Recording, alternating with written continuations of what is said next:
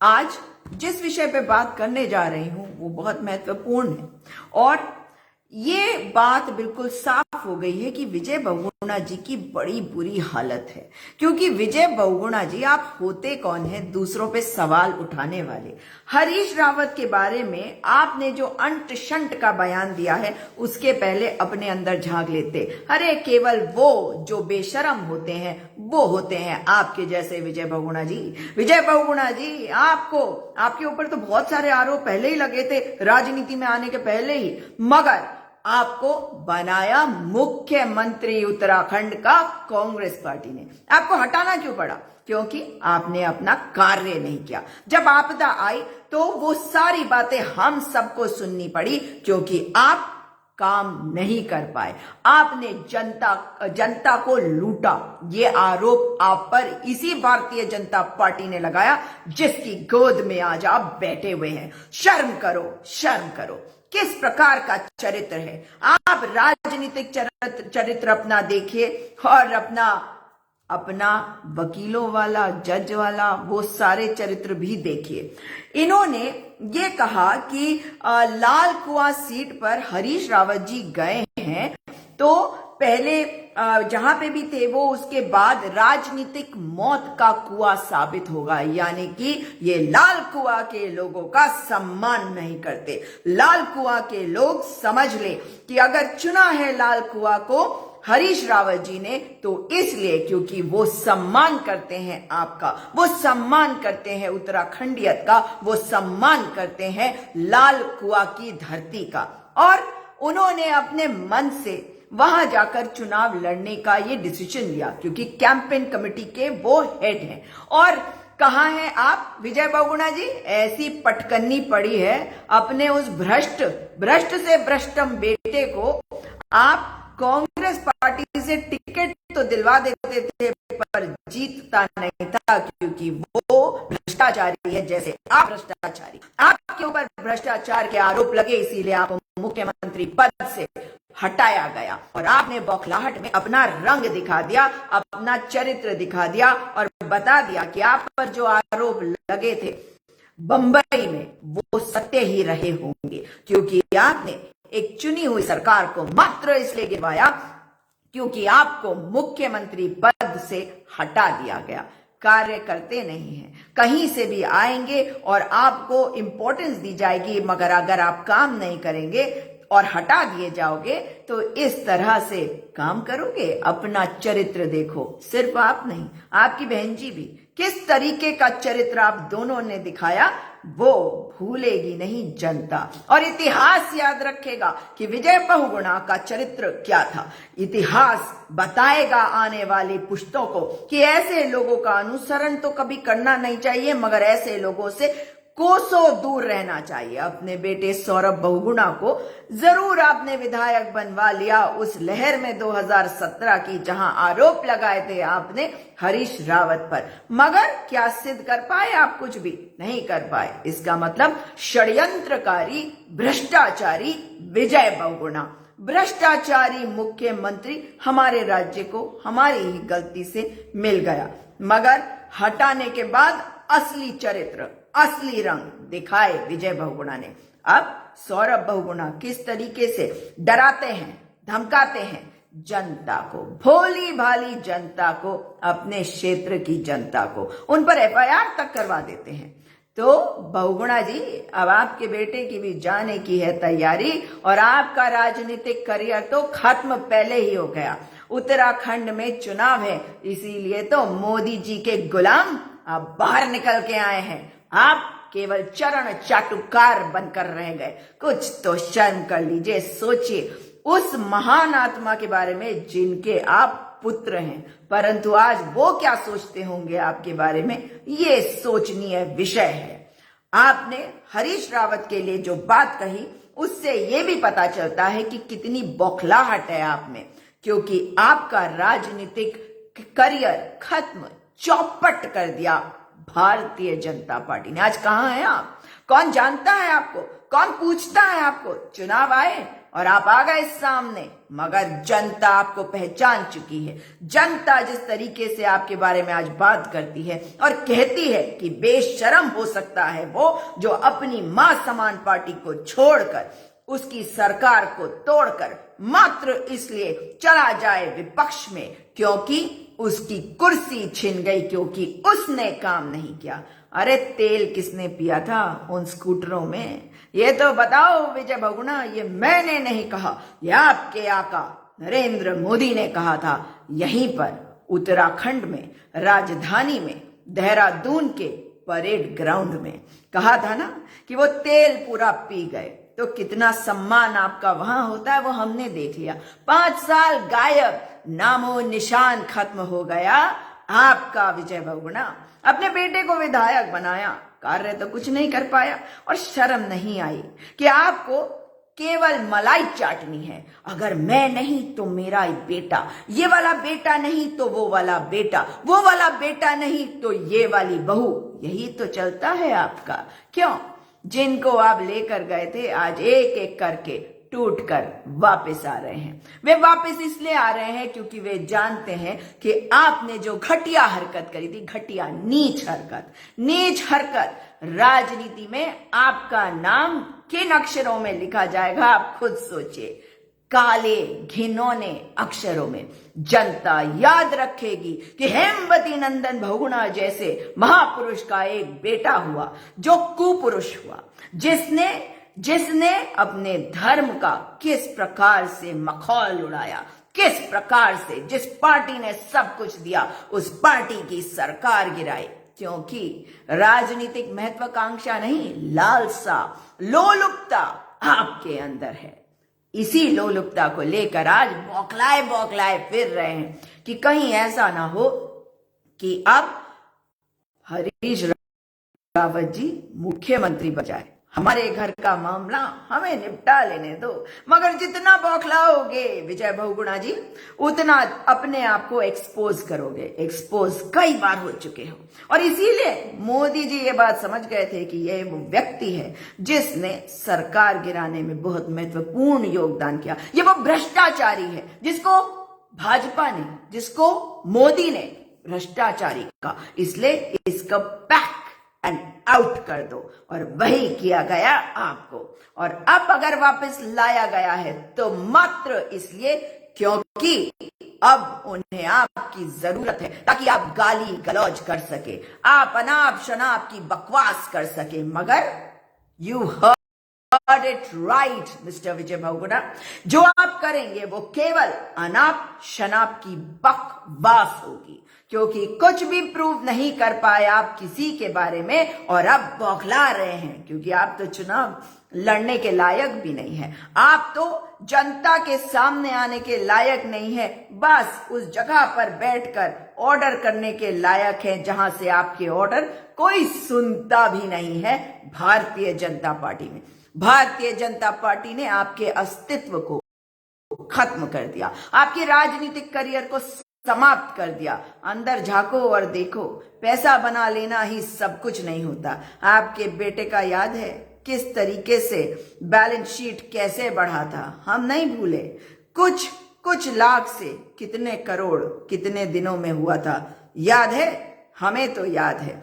मगर आप पर अगर भ्रष्टाचार के आरोप लगे थे तो उसका खामियाजा आपने नहीं, इस राज्य की जनता ने भुगता, क्योंकि वो सत्य निकला। इसीलिए आपको हटाया गया, क्योंकि कांग्रेस पार्टी जवाबदेह है लोगों के प्रति। आप तो उस पार्टी में गए जहां पे आपको चरण चाटुकारिता करनी थी, और बिल्कुल आपका जो कैरेक्टर है, it suits your character perfectly mister Vijay Bahuguna, क्योंकि आपको बैठकर जज साहब की तरह आप सोचते हैं कि कार्य करना चाहिए, और फिर भी सोचते थे कि आपको मुख्यमंत्री बना दिया जाना चाहिए। अब आप देखते जाइए आगे आगे होता है क्या। बेटा मिल जाएगा अपनी सीट से, बचा नहीं पाएंगे। अरे मुख्यमंत्री रहते हुए साकेत बहुगुणा को चुनाव तो जिता ही नहीं पाए थे आप। याद है क्या बुरा हश्र किया था आपके बेटे का जनता ने? तो वही हश्र भाजपा ने किया है आपका।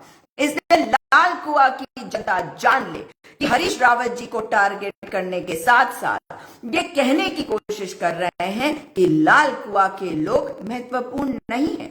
इनके कहने का तात्पर्य है कि जो लाल कुआं है वहां पे विकास नहीं आ सकता, क्योंकि इनका विकास तो भागा हुआ है। कहां भागा? गंगा मैया में समा गया है इनका विकास। भारतीय जनता पार्टी ने अपने चरित्र को दिखा दिया है, और न केवल विजय बहुगुणा, जिनका चरित्र हमने देखा, राजनीतिक चरित्र का कितना पतन होता है, वो एक पढ़े लिखे व्यक्ति जो जज बना उसने करके दिखाया। और नाम विजय बहुगुणा। अपनी सत्ता लोलुपता के कारण चुनी हुई सरकार को गिराने वाला विजय बहुगुणा, ये है इनका चरित्र। ऐसे चरित्र वालों की बातों में कुछ नहीं रखा, मगर जिस नेता पर आक्षेप कर रहे हो विजय बहुगुणा, आप बता रहे हो कि डरे हुए हो, बौखलाए हुए हो, इसीलिए तो इस तरीके का प्रहार करने की चेष्टा मात्र कर रहे हो। जितना प्रहार करोगे उतना अच्छा है, करो प्रहार और करो। इसके अलावा भारतीय जनता पार्टी का चाल चरित्र चेहरा भी सुन लीजिए। इनके प्रदेश अध्यक्ष मदन कौशिक ने क्या कहा हरीश रावत जी के बारे में, कि पूर्व सीएम हरीश रावत को पहले भगवान राम के लिए नगर में गए, भगवान राम के नगर यानी कि रामनगर, और फिर कुएं में जा गिरे। यानी कि ये कह रहे हैं कि लाल कुआं एक कुआं है और उसमें गिरने का मतलब है कि आप खत्म हो गए हैं। उस कुएं को ये उठाने की कोशिश कभी नहीं करेंगे। तो लाल कुआं की जनता समझ ले मदन कौशिक, हाँ वही जो आते हैं हरिद्वार से, उन्हें क्या पता पहाड़ों का दर्द क्या है। ऐसे ही तो है मदन कौशिक। और मदन कौशिक लाल कुआं के बारे में जो आप बात कह रहे हैं वो बताता है आपका चाल चरित्र और चेहरा। अरे नजर बट्टू का काम आपने ठीक किया था प्रेस कॉन्फ्रेंस में, जहां पे 3 मुख्यमंत्री बैठाए और उसके अलावा चौथा पूर्व मुख्यमंत्री भी बैठाया, मगर किसी को बोलने नहीं दिया गया और आप नजर बट्टू की तरह बैठे। अरे वो नजर बट्टू मदन कौशिक जी, आपने हरीश रावत जी के बारे में जो कहा, राम नाम तो आप लेंगे ही, मगर आपका तो राम नाम आपकी पार्टी का क्या होगा अब ये जनता सत्य करके बताएगी। और आपके राजनीतिक सफर का समाप्त कैसे करेगी हरिद्वार की जनता, वो भी आप देखेंगे जल्द ही। मगर मदन कौशिक जी, लाल कुआं से क्यों नफरत है? लाल कुआं के नौजवान समझ ले कि ये आपको गिरा हुआ समझते हैं, क्योंकि इन्होंने तो कहा कि कुएं में जा गिरे, यानी कि वहां के लोगों का विकास करना ये नहीं चाहते। ये सोचते हैं कि लाल कुआं उसी तरह से अविकसित रहे जैसा ये चाहते हैं, क्योंकि यही है इनका चाल चरित्र चेहरा। मोटी कमाई होती रहे, हरिद्वार में बैठे रहो। क्यों? सच है ना। मगर यहां पे जनता को एक और बात बता दूं कि कितना झगड़ा है इनके और वो स्वामी यतीश्वरानंद के बीच में। इतने गुट है वहां, एक गुट मदन कौशिक का, दूसरा गुट स्वामी, सो कॉल्ड स्वामी किस बात का, यतीश्वरानंद, और धामी का, यतीश्वरानंद का खास धामी, धामी का खास यतीश्वरानंद, और तीसरा गुट भी है वहां। सोच सकते हैं किसका? निशंक का। क्योंकि अब आप लोगों को सावधान रहना है एक और बात से, कि अगर ये सोच रहे हैं कि अब करेंगे क्या। वैसे तो इनकी सरकार जा रही है, परंतु इनके पास 2 विकल्प इन्होंने तैयार रखे। आपको पता है ना, एडवांस में काम करते। तो ये 2 विकल्प कौन से हैं? अगर इनकी सरकार आएगी, जो नहीं आएगी, तो उसमें मुख्यमंत्री कौन बनेगा? केवल 2 नाम, एक TSR 1 त्रिवेंद्र सिंह रावत और दूसरा रमेश पोखरियाल निशंक। और दोनों की आपस के बीच में जो कुछ हो रहा है वो आपको दिख भले ही ना रहा हो, मगर हो रहा है। निशंक जी चाहते हैं कि अगर उनकी सरकार आए, तोड़ फोड़ करके आए या जैसे भी करके आए, तो वो बन जाए मुख्यमंत्री। अरे मुख्यमंत्री मुख्यमंत्री ही करते रह जाओगे, काम कब करोगे? वैसे तो हमें पता है कि 3 मुख्यमंत्री दिए और 7 मुख्यमंत्री और देने की बात भी थी, मगर क्या करें, अब तो जाने का वक्त आ गया है। और धामी, पुष्कर सिंह धामी पीएचडी, पीएचडी सुनने में कैसा लगता है, पीएचडी की बात तो सुनिए। पीएचडी का कहना है कि वे वानप्रस्थ आश्रम में जीवन जी रहे हैं। हरीश रावत जी, अरे नौजवान मुख्यमंत्री बताते हो, नौजवान किस एंगल से हो ये क्यों नहीं बताते। और पुष्कर सिंह धामी, ये तो बताओ जरा, ये जो पूरे शहर को पाट रखा है अपने चेहरे से, अपने चौकटे से, ये पैसा किसका बर्बाद कर रहे हो? जनता का पैसा बर्बाद कर रहे हो। बताओ, खबर मानक में जो एडवर्टाइजमेंट दिया 72 लाख का एक एडिशन के लिए, आखिर ये मैगजीन है किसकी? ये राजहंस है कौन? और जो उसमें और एम्पैनल्ड भी नहीं है, एम्पैनलमेंट का नंबर भी नहीं है उसमें, यानी कि आपके खासम खास लोग हैं। आपके आने के बाद, मुख्यमंत्री बनने के बाद, यानी कि प्रचंड बहुमत की प्रचंड सरकार, प्रचंड अहंकार वाली, नाकारा, निठल्ली, निष्ठुर, नाकारा और मक्कार सरकार, उसमें ये मुख्यमंत्री जब बने तब ये मैगजीन भी आया। इस मैगजीन का नाम है खबर मानक, और इसमें ये दिल्ली से पब्लिश होता है। इसमें नाम है किसी महिला का, राजहंस करके, तो यानी कि आर से स्टार्ट होता है। आपका जो पैन कार्ड नंबर होता है उसमें आपके सरनेम का भी एक जगह होती है, मगर उसमें सरनेम की जगह में के है। हो सकता है राजहंस के पति का नाम के से शुरू होता होगा, सेकंड नेम, मतलब जैसे राजकुमार, और मतलब जो सेकंड नेम है वो अरुण खन्ना, तो के से। तो इसका मतलब ये हुआ कि आपने ये खेल रचा है, वरना कागज तो दिखाइए। और धामी भ्रष्टाचारी मुख्यमंत्री, इतने पैसे प्रिंट मीडिया और इलेक्ट्रॉनिक मीडिया को दिए हैं, फिर भी मीडिया चुप नहीं हो रही, मान के नहीं दे रही, सवाल पे सवाल कर रही है, और खटीमा की जनता अब आपको हटाएगी। मगर वापस आती हूं विजय बहुगुणा पे। विजय बहुगुणा जी, बंद कर दीजिए ये खेल। आप गर्त में जा चुके हैं, आप कुएं में गिर चुके हैं, आपका चरित्र कुएं में गिर चुका है। आप किस नीचता से, किस नीचता तक, कौन सी हद को पार करते हुए कहां तक जाएंगे, ये आपको सोचना है। नर्क में जाएंगे आप, इस राजनीतिक नर्क में आप वैसे ही घूम रहे हैं, आप इसमें आप कहां तक गिरेंगे ये तो बताइए। दूसरों पे आक्षेप करते हैं क्योंकि भाजपा कहती है ये लो स्क्रिप्ट और जाओ और अटैक करो हरीश रावत पर। हरीश रावत वो नेता जो उत्तराखंडियत की बात करता है, विजय बहुगुणा वो नेता जो बैठकर जीवन जीता है इलाहाबाद यानी कि प्रयागराज में, आता है यहां, उसे सम्मान दिया जाता है, उसे मुख्यमंत्री बनाया जाता है, उसका बेटा भ्रष्टाचारी, वो भ्रष्टाचारी, और किस तरह का भ्रष्टाचार वो करता है वो जनता ने देख लिया। जब कांग्रेस पार्टी हटाती है तो वो सरकार को गिराते हैं। ऐसा चरित्र जिस व्यक्ति का हो उससे क्या उम्मीद है। इनके बेटे को हराए जनता, इनका बेटा सौरभ बहुगुणा, उसको जनता हराए, उसके विरुद्ध हो वोटे। जो कांग्रेस का कैंडिडेट है उसको दीजिए अपना वोट, क्योंकि सौरभ बहुगुणा ने ना तो काम किया इतने दिन, केवल ऐशो आराम किया, और उसके दूसरे भाई साकेत बहुगुणा ने कितना किया भ्रष्टाचार, और मोदी जी ने उन्हें वॉशिंग मशीन में डाला और किया साफ। इसलिए याद रखिए कि जब ये नेता आक्षेप करते हैं हरीश रावत जी के ऊपर, तो ये अपने चरित्र को, अपनी नीचता को दिखाते हैं। इनके अंदर उतनी ताकत नहीं। लगता है आपको कि विजय बहुगुणा के अंदर इतनी ताकत होगी, वो एनर्जी होगी जो हरीश रावत जी के अंदर है। अपने कैंपेन में लगे रहते हैं, कभी इस विधानसभा को संबोधित कर रहे हैं वर्चुअल रैली से, कभी उस विधानसभा को, रात रात तक मीटिंग लेते हैं। और विजय बहुगुणा सोते हैं आराम से अपने घर में, फिर उठकर आते हैं, हवाई जहाज में बैठकर देहरादून पहुंचते हैं, और यहां पर आकर प्रेस कॉन्फ्रेंस करके बड़ी बड़ी बातें करते हैं, क्योंकि मीडिया इनके हाथ में है। मीडिया इनके हाथ में क्यों ना हो साथियों, मगर ये अब आपकी जिम्मेदारी है कि इनको जवाब दे।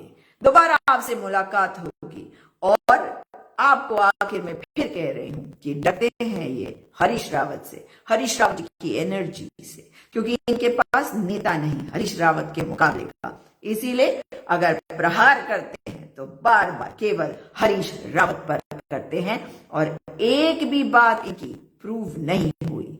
अब की बार जाएगी भाजपा सरकार और आएगी कांग्रेस की बहार, ताकि जनता को के सपने हो सके साकार। दोबारा मुलाकात होगी। इस वीडियो को अधिक से अधिक शेयर करिए। नमस्कार, जय हिंद,